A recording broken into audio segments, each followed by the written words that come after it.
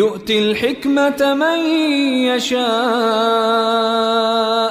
بسم الله الرحمن الرحيم نحمده ونصلي على رسوله الكريم أما بعد এই ভিডিওতে আমরা জানব মুরসাল হাদিসের সংজ্ঞা, লুগাবি এবং ইসতিলাহি সংজ্ঞা, পারিভাষিক সংজ্ঞা, মুহাদ্দিস এবং ফুকাহাদের দৃষ্টিতে মুরসাল হাদিসের পার্থক্য এবং হুকুম এবং গ্রহণযোগ্য যে শর্তসমূহ রয়েছে মুরসাল হাদিস কবুল হওয়ার ক্ষেত্রে সেই সম্পর্কে আমরা বিস্তারিত জানব এবং মুরসালে সাহাবী এবং মুরসালে খফি নিয়ে যে আলোচনা রয়েছে সেটাও আমরা এই দর্শে জানব। মুরসাল শব্দটি আবিধানিকভাবে ইরসাল মাদ্দা থেকে নেওয়া হয়েছে, অর্থাৎ ইরসাল মাদ্দা থেকে গঠিত। এটি একটি ইসমে মুফউল যার অর্থ হলো ছাড়িয়ে দেওয়া বা মুক্ত করে দেওয়া, অর্থাৎ মুরসাল হাদিসকে সনদ থেকে বাদ দেওয়া হয়েছে, কোনো নির্দিষ্ট রাবির মাধ্যমে সীমাবদ্ধ করা হয়নি। আর কখনো কখনো ইরসাল শব্দটি আত-তাফাররুক অর্থাৎ বিচ্ছিন্নতা ও আদামুল ইজতিমা অর্থাৎ একত্রিত না হওয়ার অর্থেও ব্যবহৃত হয়। যেমন আরবরা বলে থাকে জা আল কওমু আরসালান, অর্থাৎ লোকেরা আলাদা আলাদা দল হয়ে বিচ্ছিন্নভাবে এসেছে। কারণ মুরসাল হাদিসে সনদের কতক অংশ বাকি অংশ থেকে বিচ্ছিন্ন হয়ে যায়। ইসতিলাহি বা পরিভাষাগত দিক থেকে মুরসাল হাদিসের সংজ্ঞা নির্ধারণে মুহাদ্দিস এবং ফুকাহা এবং উসলিনদের মাঝে মতবিরোধ রয়েছে। প্রত্যেকেই তাদের নিজস্ব পরিভাষা প্রণয়ন করেছেন। মুহাদ্দিসগণ মুরসাল হাদিসের তিনটি সংজ্ঞা নির্ধারণ করেছেন। এর প্রথম সংজ্ঞা হলো হুয়াল হাদিসুল লাযী ইত্তাসালা সনাদুহু ইলা তাবিঈ ওয়া আযাফাহু ইলা নবী সাল্লাল্লাহু আলাইহি ওয়াসাল্লাম হাকীকাতান আও হুকমান ওয়া লাম ইয়াখুযহু মিনহু মুবাশারাতান সাওয়াউন কানা হাযা আত-তাবিঈ সগীরান আম কাবীরান।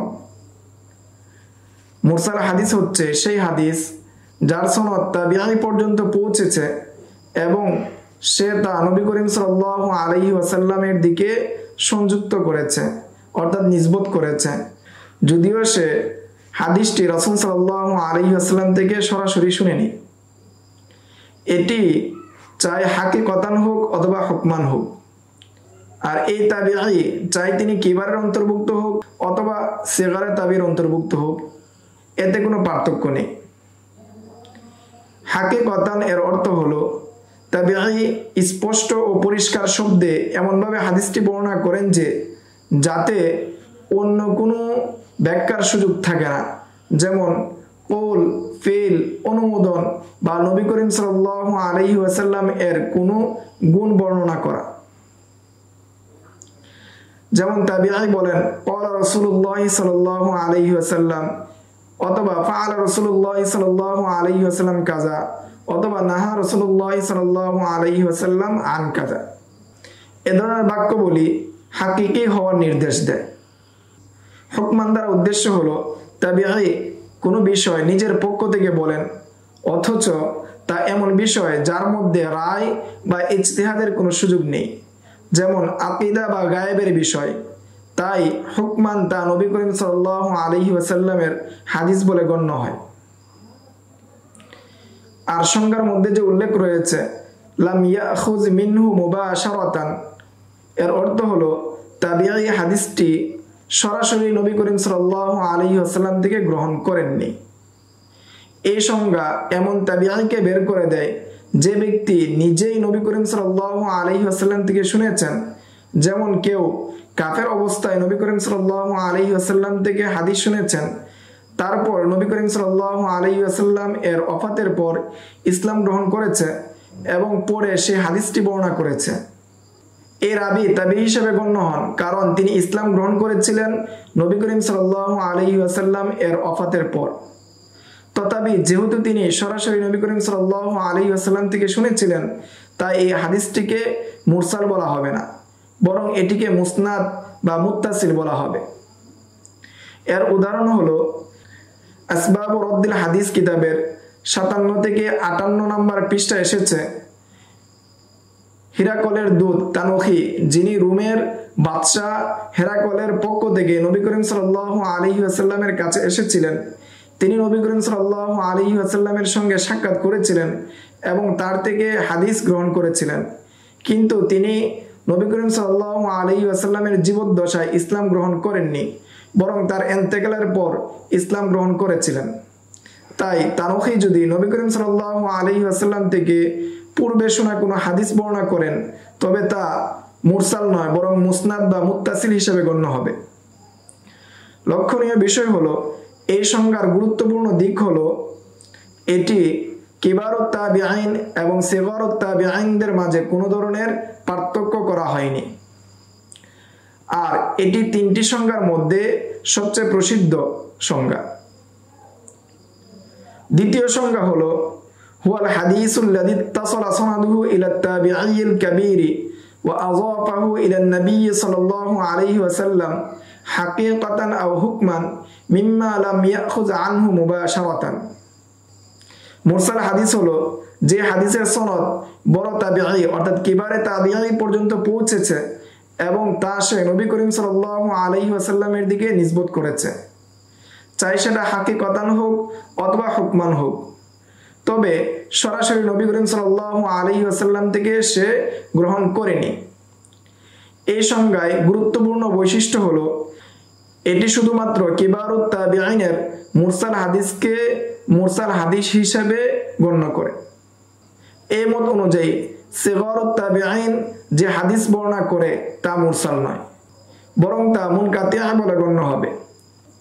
এই সংজ্ঞাটি পূর্বের যে সংজ্ঞা রয়েছে সেটির চেয়ে কম প্রসিদ্ধ এবং কম ব্যবহৃত মুহাদ্দিসদের মাঝে, তবে তারা সকলেই এর উপর একমত ছিলেন।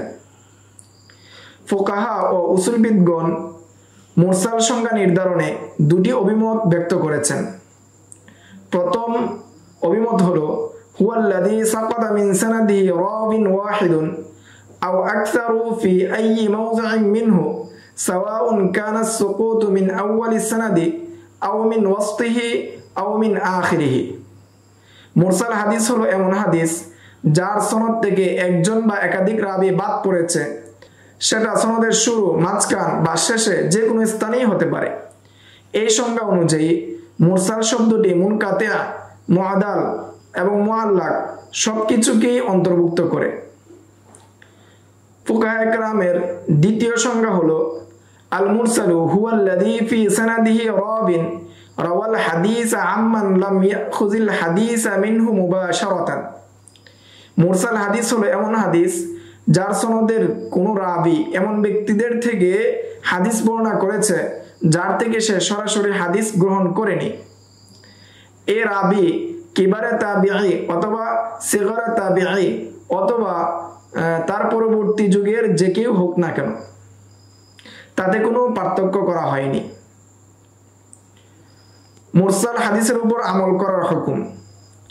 উসুলবিদ ও ফুকাহাদের দৃষ্টিকোণ থেকে মুরসাল হাদিস এই অর্থে কোনো ধরনের ইখতিলাফ ব্যতীত এটি অগ্রহণযোগ্য মারদুদ এবং এর মাধ্যমে শরঈ দলিল গ্রহণ করা যায় না, কারণ এ ধরনের হাদিস সাধারণত মুআদাল, মুনকাতিআ অথবা মুআল্লাক হয়। আর এই তিনটি এমন একটি প্রকার যেগুলো সনদের সাথে ইত্তেসাল না থাকার কারণে যঈফ হিসাবে বিবেচিত। তবে যদি এই মুরসাল হাদিস অন্য কোনো সনদে মুত্তাসিল অথবা মুসনাদ অবস্থায় পাওয়া যায়, তাহলে এই অবস্থায় তা অধিকতর গ্রহণযোগ্য অভিমত অনুযায়ী গ্রহণযোগ্য হবে।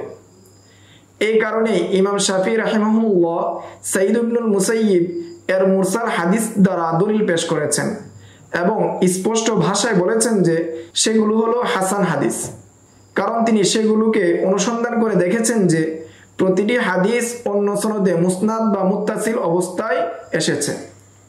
এখন আমরা জানবো মুহাদ্দিসদের যে পরিভাষায় যে মুরসাল হাদিস রয়েছে তার উপর আমল করা এবং সেটা গ্রহণযোগ্য কিনা সেই বিষয়ে উলামায়ে কেরামদের মতামত সম্পর্কে জানবো। প্রথম মাযহাব হলো আন্নাল হাদিস আল মুরসালা দাঈফুন মারদুদুন গায়রু মাকবুলিন ওয়ালা তাকুমু বিহিল হুজ্জাতু ওয়ালা ইয়ালজামুল আমালু। যে মুরসাল হাদিস দুর্বল এবং অগ্রহণযোগ্য, এতে শরঈ দলিল পেশ করা যায় না এবং তা দ্বারা আমল করা আবশ্যক নয়। এটাই মুহাদ্দিসদের মাঝে প্রসিদ্ধ মত এবং অধিকাংশ ফকিহ ও উসুলবিদগণ এই মতকে অনুসরণ করে থাকেন।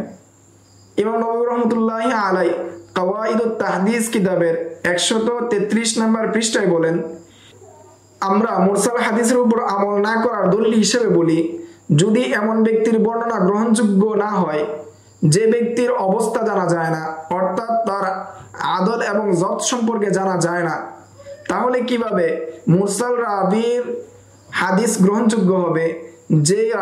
যে মুরসাল হাদিসের রাবির আইন অর্থাৎ তার আইন, তার সত্তাগত পরিচয় এবং তার অবস্থা কোনোটাই জানা যায় না। এর প্রেক্ষিতে যেটা মজহুল রাবির ক্ষেত্রে, মজহুরুল হালের ক্ষেত্রে যেহেতু সেটা গ্রহণযোগ্য হয় না, তাহলে মজহুরুল আইন এবং হাল হওয়ার কারণে এটা আরো অধিকতর অগ্রহণযোগ্য হওয়ার কথা। মুরসাল হাদিস গ্রহণযোগ্য হওয়া না হওয়ার প্রেক্ষিতে দ্বিতীয় মাযহাব হলো আন্নাহু সহিহুন মাকবুলুন তাকুমু বিহিল হুজ্জাতু ওয়া ইয়ালজামুল আমালু বিহি ইযা কানা মুরসিলুহু ইয়াতাহাররাজু ফালা ইউরসিলু ইল্লা আন সিকাতিন।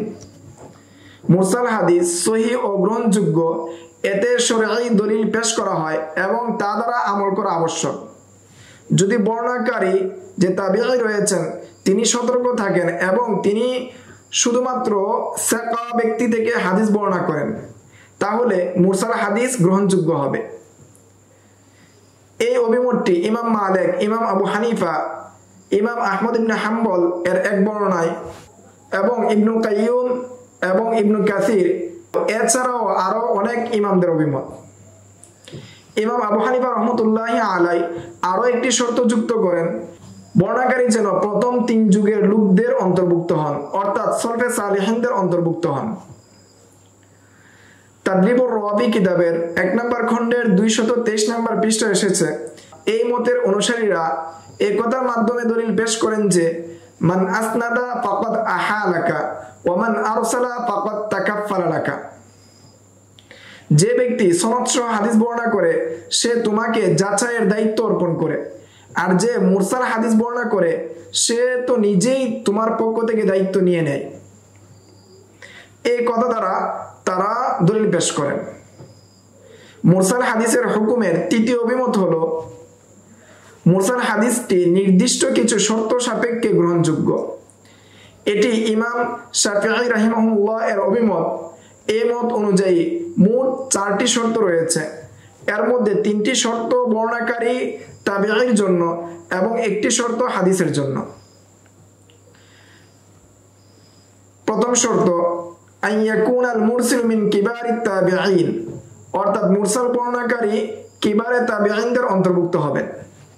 নাম্বার 2, ইদা সাম্মা মান আরসালা আনহু সাম্মা সিকাতান, যদি বর্ণনাকারী সেই ব্যক্তির নাম উল্লেখ করেন যার থেকে হাদিস শুনেছেন, তাহলে তার নাম যেন একজন সিকা ব্যক্তি রাবী হয়। নাম্বার 3, ওয়া ইদা শারাকাহুল হুফাযুল মা'মুনুনা লাম ইউখালিফুহু, হাদিস বর্ণনায় প্রসিদ্ধ বিশ্বস্ত হাফেজগণ যদি একই হাদিস বর্ণনা করে থাকেন, তাহলে তারা যেন তার বিরোধিতা না করেন। তাইসির ও মুস্তালাহিল হাদিস কিতাবের 73 থেকে 74 নম্বর পৃষ্ঠায় এসেছে, প্রথম 3টি শর্তের সঙ্গে নিম্নোক্ত বিষয়গুলোর মধ্যে যে কোনো একটি যুক্ত হওয়া আবশ্যক। নাম্বার 1, প্রথম 3টি শর্তের সঙ্গে আমরা কয়েকটি বিষয় আলোচনা করছি, সেই বিষয় থেকে যে কোনো একটি বিষয় যুক্ত হওয়া আবশ্যক। তার মধ্যে 1 নম্বর হলো আইয়ুল হাদিসু মিন ওয়াজহিন আখার মুসনাদান, হাদিসটি অন্য একটি সনদে মুসনাদ অর্থাৎ সম্পূর্ণ সনদে বর্ণিত হওয়া।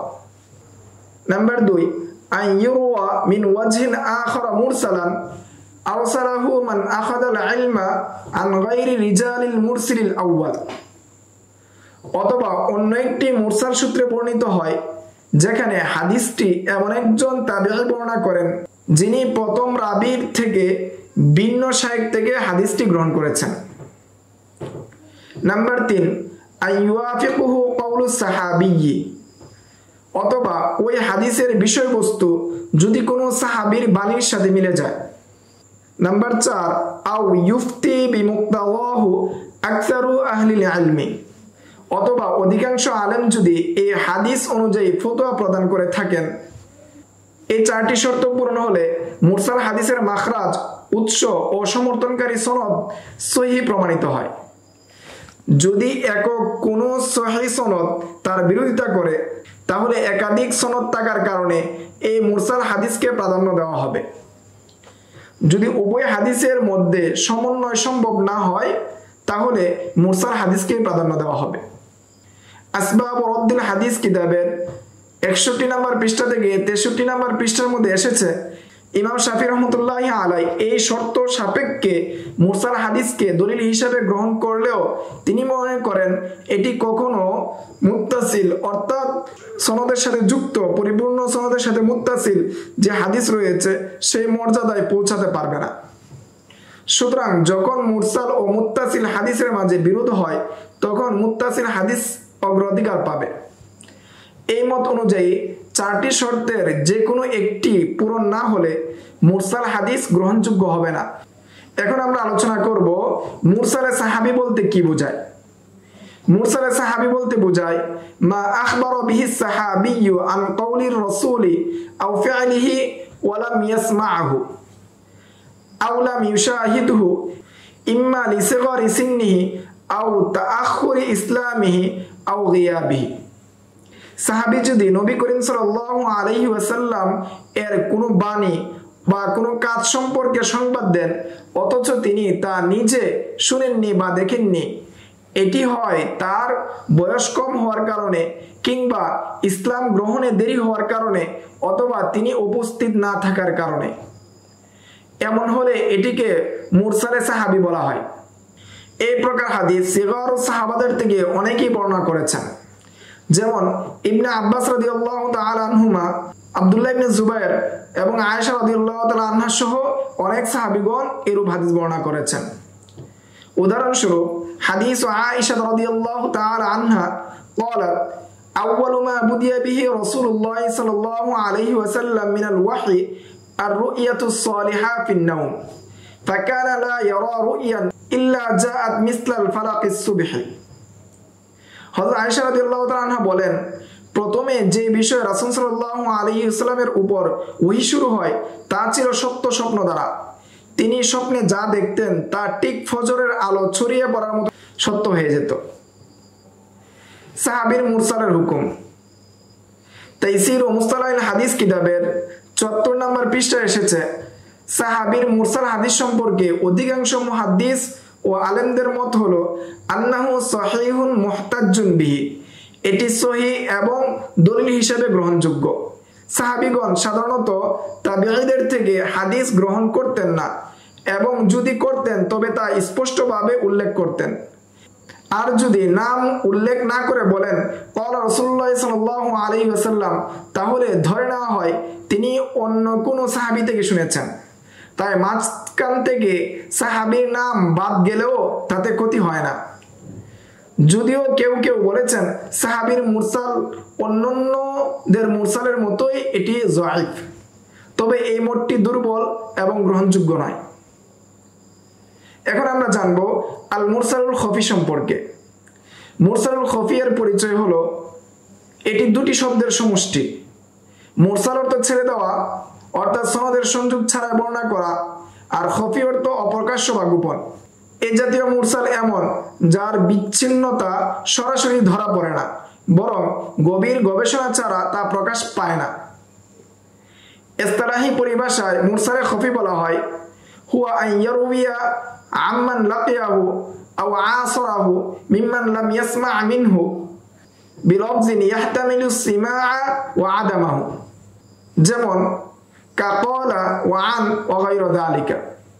রাবি এমন একজন ব্যক্তি থেকে হাদিস বর্ণনা করেন যার সাথে তার সাক্ষাৎ হয়েছে বা সমসাময়িক ছিলেন, তবে সে হাদিস তিনি সরাসরি শুনেননি, এবং বর্ণনা শব্দ এমন ব্যবহার করেন যাতে সরাসরি শোনা বোঝা যায়, আবার না শোনার সম্ভাবনাও থাকে।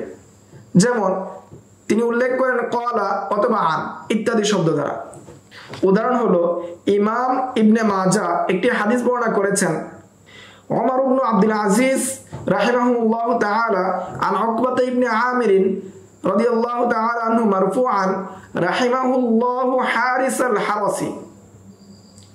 হযরত উমর ইবনে আব্দুল আজিজ রাহিমাহুল্লাহ বর্ণনা করেন, তিনি হযরত উকবা ইবনে আমির রাদিয়াল্লাহু তাআলা আনহু থেকে রাসূল সাল্লাল্লাহু আলাইহি ওয়াসাল্লামের দিকে নিসবত করে বলেন যে রাসূল সাল্লাল্লাহু আলাইহি ওয়াসাল্লাম বর্ণনা করেছেন, আল্লাহ তাআলা হেফাজতকারী প্রহরীর উপর রহম করুন। কিন্তু ইমাম মিজ্জি রহমতুল্লাহি আলাইহি বলেন, উমর ইবনে আব্দুল আজিজ উকবা ইবনে আমিরের সাথে সাক্ষাৎ করেননি, অর্থাৎ ওনার সাথে তার দেখা হয়নি। সুতরাং এটি মুরসালে খফি। এখন আমরা জানবো মুরসালে খফি কিভাবে বোঝা যাবে। তাইসির ও মুস্তালাহুল হাদিস কিতাবের 85 থেকে 86 নম্বর পৃষ্ঠার মধ্যে এসেছে, তিনটি পদ্ধতিতে জানা যায় কোন হাদিসটি মুরসালে খফি। নাম্বার 1, কোন ইমাম স্পষ্টভাবে বলে দিবেন এই রাবি যার থেকে হাদিস বর্ণনা করেছেন তিনি তার সাক্ষাৎ পাননি বা কখনো তার কাছ থেকে তিনি হাদিস শুনেননি। নাম্বার 2, রাবি নিজেই স্বীকার করেন যে যার থেকে তিনি হাদিস বর্ণনা করেছেন তার সাথে তার সাক্ষাৎ হয়নি এবং তিনি তার থেকে কোনো কিছু শুনেননি। নাম্বার 3, হাদিসটি অন্য সনদে এমনভাবে আসে যাতে দেখা যায় মাঝখানে আরো একজন রাবি সংযুক্তি রয়েছে, আরো একজন রাবির নাম রয়েছে। তবে এই তৃতীয় পদ্ধতি নিয়ে মতবিরোধ রয়েছে, কারণ এটি কখনো মাজিদুন ফি মুত্তাসিল আসানিদ, অর্থাৎ এমনও হতে পারে মূলত সংযোগ ছিল কেউ বাড়তি রাবি সংযোগ করেছেন, অর্থাৎ অতিরিক্ত রাবি যুক্ত করেছেন।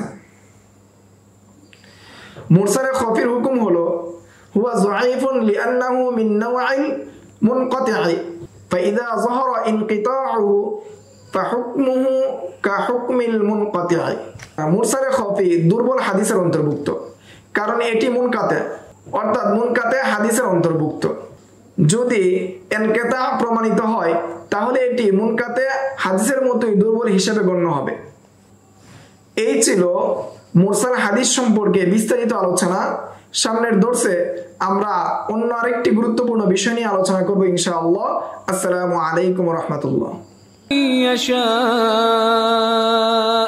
ومن يؤت الحكمة فقد أوتي خيرا كثيرا وما يذكر إلا أولو الألباب.